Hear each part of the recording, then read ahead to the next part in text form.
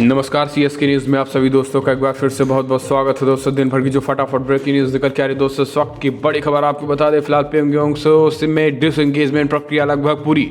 कल दोनों देशों के बीच होगी 10वें दौर की चर्चा। जी हाँ, बड़ी खबर निकल के आ रही है। दूसरी बड़ी अपडेट निकल के आ रही है। फिलहाल पाकिस्तान ने कानून लागू करने वाली एजेंसियों से सिख श्रद्धालुओं की सुरक्षा सुनिश्चित करने को कहा। आखिर क्या है इसके मायने? लेकिन इस बीच दोस्तों चीन ने पहली बार माना गालवान घाटी में मारे गए थे उसके जवान सैनिकों के नाम जारी करना पड़ा। आखिरकार जारी किया है। जी हाँ, इसके बारे में आपको बताएंगे। और इस बीच दोस्तों कोरोना से जंग के लिए पीएम मोदी के प्रस्ताव पर पाकिस्तान भी हो गया है कायल। जानेंगे आखिर क्या है बात। और इस बीच 1.5 महीने पहले चांदनी चौक में तोड़ा गया था हनुमान मंदिर, भक्तों ने रातों रात बना दिया है जय जय श्री राम के नारे लगने लगे हैं। तो दोस्तों इस बीच गृह मंत्री अमित शाह ने बढ़ाई ममता बनर्जी की चिंता। 5 और दिग्गज टीएमसी को अलविदा कहने वाले हैं। जी हाँ, इस बीच दिशा रवि पर गृह मंत्री अमित शाह ने निकाली है भड़ास। तो दोस्तों सब कुछ खबरें एक एक करके आपको विस्तार से बताएंगे इसके बारे में। लेकिन उससे पहले एक छोटा सा निवेदन, अगर आपने चैनल को सब्सक्राइब नहीं किया तो प्लीज़ सब्सक्राइब के लाल बटन दबाकर चैनल को सब्सक्राइब करें। और अगर आप भी मानते हैं कि प्रधानमंत्री मोदी हैं तो मुमकिन है तो इस वीडियो को लाइक करके अपना समर्थन दें। इस देश की गौरवशाली इंडियन आर्मी के लिए भी जय हिंद लिखना मत भूलेगा। दोस्तों सबसे पहली बड़ी खबर निकल के आ रही है, आपको बता दें। फिलहाल प्योंगयांग में डिसएंगेजमेंट प्रक्रिया लगभग पूरी। कल दोनों देशों के बीच होगी 10वें दौर की चर्चा। प्योंगयांग झील के दोनों किनारों पर डिसएंगेजमेंट प्रक्रिया पूरी हो चुकी है। खबर है कि शनिवार को भारत चीन के बीच कमांडर स्तर की 10वें दौर की बैठक होने जा रही है। इससे पहले कहा जा रहा था कि फिलहाल डिसएंगेजमेंट प्रक्रिया पूरी होने के बाद 48 घंटे के भीतर दोनों देशों के बीच बैठक होगी। इस बैठक में सुबह 10 बजे प्योंगयांग झील के साउथ बैंक के चुशुल के पास मोल्डो में होगी। करीब 10 महीनों से जारी दोनों देशों के बीच सीमा पर तनाव कम होना शुरू हो गया है। दोनों पक्षों ने प्योंगयांग के किनारे से सैनिकों, तोपों और दूसरे उपकरणों को हटा दिया गया है। रिपोर्ट्स के अनुसार कल होने जा रही इस बैठक में दोनों देशों देपसांग, हॉट स्प्रिंग और गोगरा पर डिसएंगेजमेंट पर चर्चा करेंगे। सामने आई प्योंगयांग की कुछ सैटेलाइट तस्वीरों से पता चला था कि चीनी मिलिट्री कैंप हटा लिए गए थे। ये कैंप्स बीती जनवरी से ही वहाँ मौजूद थे। केंद्रीय रक्षा मंत्री राजनाथ सिंह ने संसद को ये बातें बता दी हैं। हम चलते हैं अपडेट लेते हैं। दोस्तों फिलहाल बिग ब्रेकिंग निकल के आ रही है, जहाँ पर चीन ने पहली बार स्वीकार किया कि गालवान घाटी में मारे गए थे उसके जवान या सैनिकों के नाम भी जारी कर दिए हैं। पूर्वी लद्दाख में वास्तविक नियंत्रण रेखा पर भारत और चीन के बीच पिछले साल मई की शुरुआत में तनातनी जारी है। अब दोनों देशों के रिश्तों में जब भी जमी बर्फ धीरे धीरे पिघल रही है, जब पूर्वी लद्दाख में भारत और चीन की सेनाओं के पीछे हटने की प्रक्रिया का निर्णायक चरण चल रहा है और जल्द ही पूरा होने के करीब है। जो चीन ने पहली बार माना कि गालवान घाटी में हुए खूनी झड़प में उनके सैनिक मारे गए थे। और ड्रैगन ने खूनी झड़प के मारे जाने के बाद अपने सैनिकों की जानकारी भी साझा कर दी है।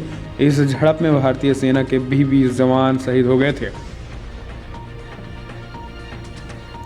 चीन की कम्युनिस्ट पार्टी के मुख्य प्रवक्ता ग्लोबल टाइम्स के अनुसार चीन के केंद्रीय सैन्य आयोग ने काराकोरम पर्वत पर तैनात सैनिकों के बलिदान की गाथा लिखी। हम चलते हैं अपडेट लेते हैं। फिलहाल जम्मू कश्मीर में शोपियां में एनकाउंटर, सुरक्षा बलों ने 3 आतंकियों को मार गिराया है। बड़ी खबर निकल के आ रही। जी हाँ, जम्मू कश्मीर के शोपियां सेक्टर में भारतीय सुरक्षा बलों और आतंकियों के बीच सुबह से चल रहे एनकाउंटर में 3 आतंकियों के मारे जाने की खबर है। इन आतंकियों के पास से भारी मात्रा में हथियार और गोला बारूद बरामद किए गए हैं। सभी आतंकियों के मारे जाने के बाद भी सुरक्षा बलों ने पूरे इलाके को घेर लिया है और सर्च ऑपरेशन भी चलाया गया है। इस बीच जानकारी के मुताबिक भारतीय सुरक्षा बलों ने खुफिया जानकारी मिली थी कि कुछ आतंकी शोपिया के एक घर में छुपे बैठे और आतंकी घटना को अंजाम देने की तैयारी कर रहे हैं। खुफिया जानकारी के आधार पर भारतीय सुरक्षा बलों ने स्थानीय पुलिस के साथ मिलकर एक टीम तैयार की और इलाके में सर्च ऑपरेशन भी शुरू किया। सर्च ऑपरेशन के दौरान आतंकियों से आत्मसमर्पण करने को कहा गया, लेकिन आतंकियों ने सुरक्षा बलों पर फायरिंग शुरू कर दी। फायरिंग की आवाज़ से अंदाज़ा लग गया कि इस घर के अंदर 3 से 4 आतंकी छुपे हो सकते हैं। कई घंटों तक दोनों में चली फायरिंग के बाद आखिरकार 3 आतंकियों को मार गिराया गया। हम चलते हैं अपडेट लेते हैं। फिलहाल बड़ी खबर, यूपी के हर जिले में 1000 विद्यार्थियों को टैबलेट दे सकती है योगी सरकार। जी हाँ, यूपी की योगी आदित्यनाथ सरकार बीजेपी की चुनावी घोषणा के अहम वादे को पूरा करने की तैयारी कर रही है। दरअसल 2017 के विधानसभा चुनाव में बीजेपी ने छात्रों को मुफ्त में लैपटॉप और मुफ्त में इंटरनेट देने का वादा किया था। इसी क्रम में अब 4 साल बाद सरकार हर जिले के 1000 विद्यार्थियों को टैबलेट दे सकती है। जानकारी के अनुसार हर जिले में कॉलेज में दाखिला लेने वाले 1000 विद्यार्थियों को सरकार टैबलेट का तोहफा दे सकती है। इस फैसले को कहीं ना कहीं बीजेपी के चुनाव की तैयारियों से जोड़कर देखा जा रहा है।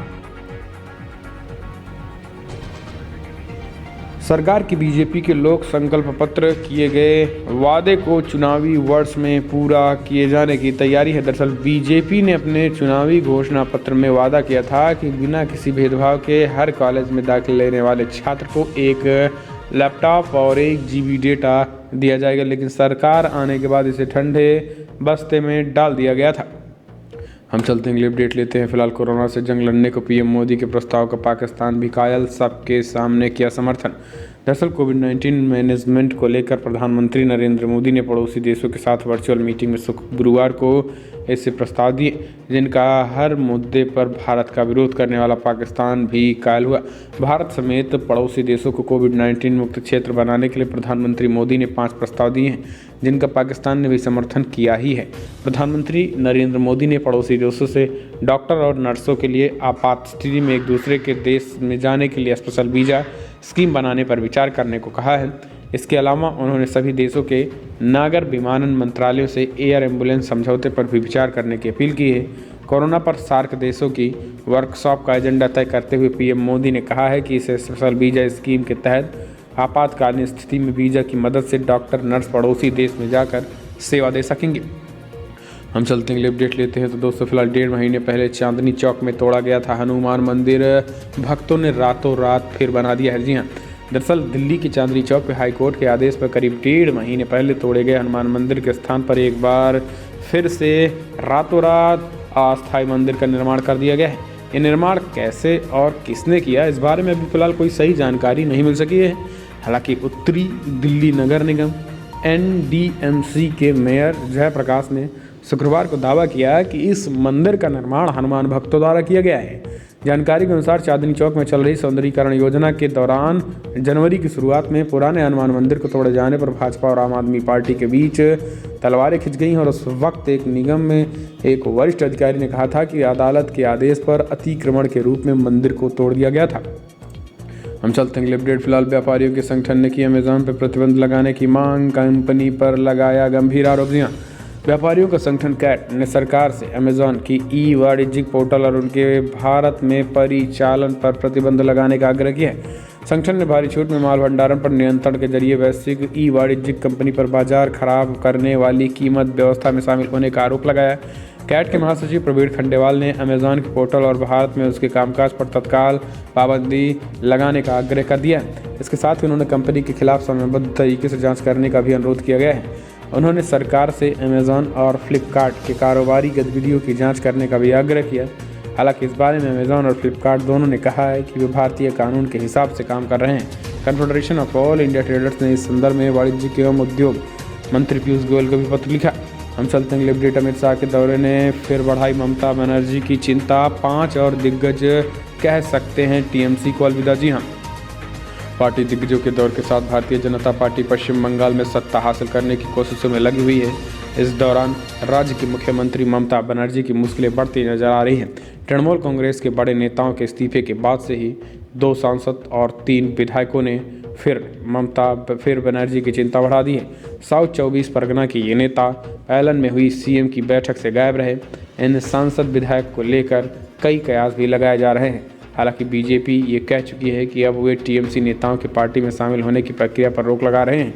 सांसद मिमी चक्रवर्ती और प्रतिभा मंडल समेत विधायक जीवन मुखर्जी, देवश्री राय और मंगटू राम पाकीरा गुरुवार को पार्टी बैठक से गायब रहे हैं और ये जानकारी सूत्रों से मिल रही जानकारी है और ऐसे में भाजपा में फिर से आ सकते हैं।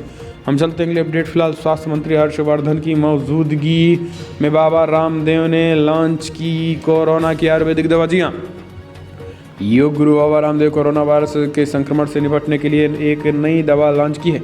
शुक्रवार को राष्ट्रीय राजधानी दिल्ली स्थित कॉन्स्टिट्यूशन क्लब में एक कार्यक्रम के दौरान रामदेव ने यह ऐलान किया है। उसके इस कार्यक्रम में स्वास्थ्य मंत्री हर्षवर्धन और केंद्रीय सड़क और परिवहन मंत्री नितिन गडकरी भी मौजूद थे।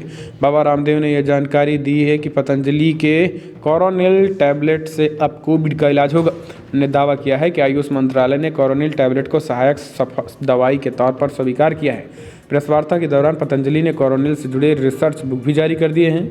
आपको बता दें कि इससे पहले कोरोनिल टैबलेट की सिर्फ इम्यूनिटी बूस्टर द्वारा कहा गया था।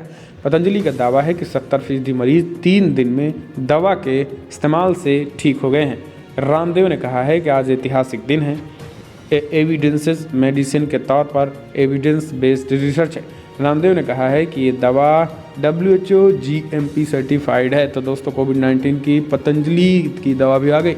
हम चलते हैं अगली खबर लेते हैं। तो दोस्तों फिलहाल दिशा रवि की गिरफ्तारी पर बोले गृह मंत्री अमित शाह, अपराध करने वाले की उम्र और पेशा नहीं पूछना चाहिए। किसान आंदोलन से जुड़े टूलकिट केस में 21 साल की दिशा रवि की गिरफ्तारी के मामले में गृह मंत्री अमित शाह का बयान निकल के आया है। गृह मंत्री अमित शाह ने इस मामले में दिल्ली पुलिस के एक्शन के बचाव करते हुए कहा है कि फिलहाल किसी भी अपराधी की उम्र नहीं देखनी चाहिए। किसान आंदोलन में खालिस्तानी लिंक से लेकर टूलकिट तक के मसले पर हो रही जांच के सवाल पर अमित शाह ने कहा है कि मैं इस केस की मेरिट में नहीं जाता हूं। पुलिस अपने हिसाब से काम कर रही है। यदि कोई व्यक्ति अपराध करता है तो उसकी उम्र या पेशा पूछना चाहिए क्या? ये गलत है।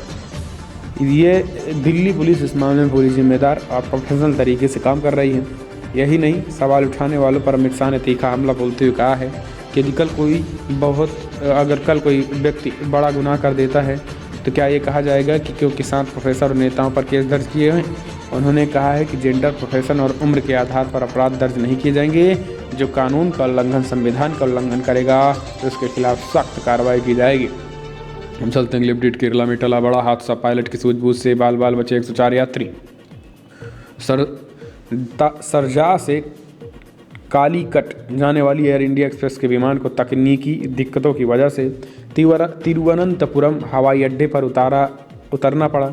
एयर इंडिया एक्सप्रेस के प्रवक्ता ने इसकी जानकारी दी और बताया गया है कि फिलहाल विमान में उड़ान के दौरान कुछ गंभीर तकनीकी खराबी देखने को मिली है, जिसकी वजह से पायलट ने विमान को तिरुवनंतपुरम हवाई अड्डे में लैंड कराने का फैसला किया। इस विमान में 104 यात्री सवार थे और सभी यात्रियों की सुरक्षा को ध्यान में रखते हुए विमान को हवाई अड्डे पर उतारा गया था। हम चलते अगले अपडेट लेते हैं। तो दोस्तों फिलहाल मथुरा जेल, जानिए उस महिला फांसी घर के बारे में जहां शबनम को फंदे से लटकाने की चल रही तैयारी। एक तरफ जहां अमरोहा की जिला अदालत में शबनम सलीम फांसी केस में डेथ वारंट की उल्टी गिनती शुरू हो गई है, वहीं दूसरी तरफ मथुरा जेल की महिला फांसी घर भी तैयार होने की लगी है। यहां शबनम को फांसी दी जा सकती है। हालांकि इस संबंध में जेल प्रशासन को अभी कोई आधिकारिक जानकारी नहीं मिली है, लेकिन बक्सर जेल में रस्सी का एस्टीमेट मांगा गया है। ये बड़ी खबर है। आपको बता दें कि लगातार मथुरा जिला कारागार जेल लगभग 150 साल पुराना है और ये वर्ष 1870 में ही बना था। यूपी का एकमात्र महिला फांसी घर मथुरा जेल में है, जिनका उल्लेख जेल मैनुअल में है। अधिकारियों के मुताबिक ये फांसी घर पूरी तरीके से बना नहीं है। फांसी घर के नाम पर केवल एक छोटा सा निर्माण है, जिनमें अभी तक किसी भी महिला को फांसी नहीं दी गई है। हम चलते हैं अपडेट। दिशा रवि केस में हाईकोर्ट ने दिल्ली पुलिस से कहा जांच संबंधी जानकारी सार्वजनिक न करने की बात अडिग रहे। दरअसल ये बड़ी खबर है कि टूलकिट मामले में दिल्ली उच्च न्यायालय ने दिल्ली पुलिस के निर्देशों को निर्देश दिया है कि वो अपने इस रुख पर सख्ती से कायम रहें। जांच संबंधी जानकारी उसने लीक नहीं की और न ही उनका ऐसा कोई इरादा है। अदालत ने कहा कि जांच याचिकाकर्ता की निजता का अधिकार, बोलने की स्वतंत्रता और संरक्षित और संतुलित करने की आवश्यकता है। अदालत ने अपने अंतरिम आदेश में यह कहा है कि दिल्ली पुलिस आज दायर हलफनामे को सख्ती से पालन करेगी। हम चलते हैं अगले अपडेट लेते हैं। तो दोस्तों फिलहाल विश्व भारती के छात्रों से बोले पीएम मोदी, सत्ता में रहते हुए संयम और संवेदनशील होना बेहद जरूरी है। प्रधानमंत्री नरेंद्र मोदी बंगाल के विश्व भारती विश्वविद्यालय दीक्षांत समारोह के वीडियो कॉन्फ्रेंसिंग के जरिए संबोधित कर रहे थे। इस मौके पर केंद्रीय शिक्षा मंत्री रमेश पोखरियाल निशंक भी मौजूद थे। बंगाल में इस साल विधानसभा चुनाव हैं, ऐसे में प्रधानमंत्री मोदी का यह संबोधन काफ़ी अहम है। प्रधानमंत्री मोदी ने कुछ दिन पहले भी विश्वविद्यालय के एक कार्यक्रम में हिस्सा लिया था। अगर आपकी नीयत, पीएम मोदी ने कहा है कि अगर आपकी नीयत साफ है और निष्ठा माँ भारती के प्रति है तो आपका हर निर्णय किसी न किसी समाधान की तरफ ही बढ़ेगा। सफलता और असफलता हमारा वर्तमान और भविष्य तय नहीं करता हो सकता है कि आपको किसी फैसले के बाद इस जैसा सोचा था वैसा परिणाम ना मिले, लेकिन आपको फैसला लेने से डरना नहीं चाहिए। वे सिर्फ विचारधारा का प्रश्न नहीं है बल्कि माइंडसेट का भी विषय है।